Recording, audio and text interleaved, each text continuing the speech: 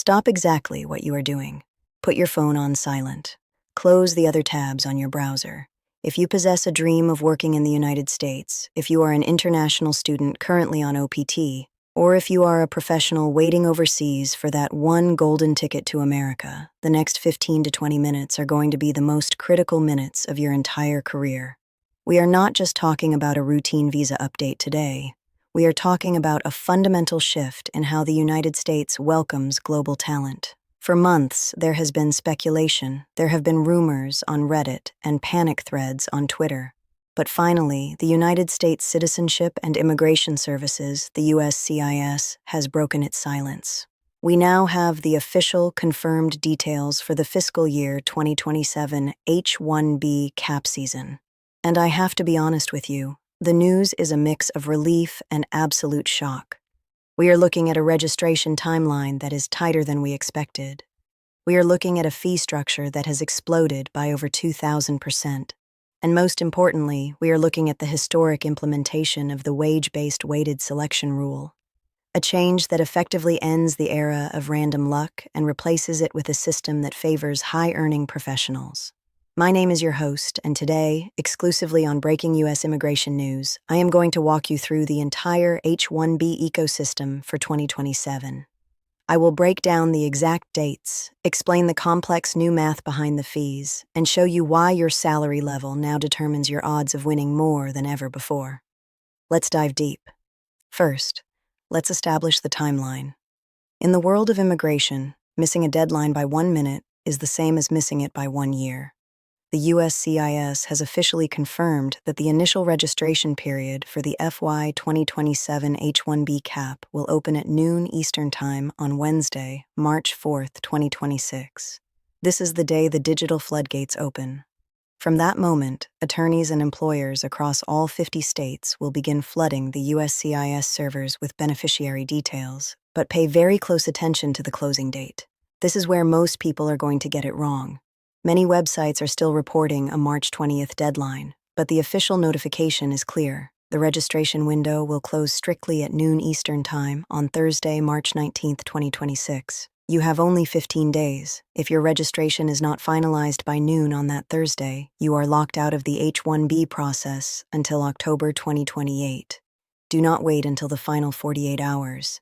Every year, we see the government servers slow down or crash due to high traffic. You must push your employer to have everything submitted within the first week, ideally by March 11th. So, what happens after the window closes on March 19th? The USCIS will run its new algorithm. By March 31, 2026, the agency intends to notify all selected registrants. That will be the day of destiny. If you are selected, your employer will then have a 90-day window, starting April 1st, to file the extensive paper petition. But remember, even if approved, your employment start date cannot be before October 1st, 2026. Now, let's transition to the topic causing the most anxiety, the money. For decades, the H-1B registration fee was just $10. It was the price of a sandwich. This allowed bad actors to spam the system with fake applications because it cost them almost nothing. That era is over. For the FY 2027 cap, the registration fee has skyrocketed to $215 per beneficiary. That is an increase of over 2,000%. This fee acts as a filter to discourage speculative registrations. But the financial pain does not stop there. The registration fee is just the appetizer. The main course is the filing fee. Employers are now facing a mandatory asylum program fee. If your employer has more than 25 full-time employees, they must pay an extra $600. For small businesses with 25 or fewer employees, the fee is $300. When you add the base filing fee, the fraud prevention fee, and attorney costs, an employer is looking at spending anywhere from $5,000 to $9,000 just to file your petition. And there is more. The current administration has been discussing a proposal for a $100,000 fee for certain highly compensated H-1B categories to prioritize American workers. While this is not yet a broad requirement for everyone, the pressure to increase costs for foreign labor is at an all-time high. You must confirm that your employer has the budget secured for these FY 2027 rates before March 4th. Now let's move to the most revolutionary change this year, the wage-based weighted selection rule. This is the big change everyone is talking about. Starting February 27th, 2026, the lottery is no longer purely random. Under this new rule, your chance of winning is tied directly to your wage level. If you are categorized in the level 4 wage category, the highest tier, you will receive 4 entries into the lottery. If you are in level 3, you get 3 entries, level 2 gets 2, and level 1 gets only 1 entry. This system is designed to prioritize the most highly skilled and highest paid professionals. If you are a student on a starting salary, you are now at a statistical disadvantage compared to a senior engineer. This makes it critical to ensure your labor condition application, or LCA, is filed under the highest justifiable wage level for your role. This is linked to the beneficiary-centric selection process. The rule remains strictly enforced. 1 person, 1 passport, 1 entry. It doesn't matter if you have 5 job offers. You are entered into the lottery only once based on your passport ID. This levels the playing field against fraudsters.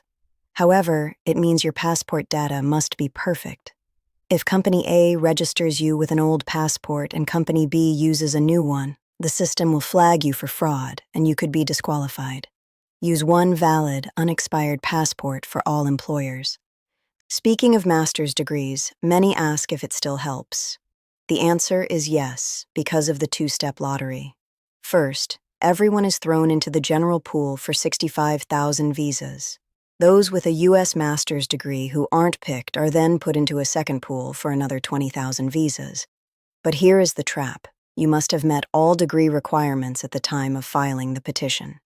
If you graduate in May but your lawyer files in April, your master's cap claim will be denied.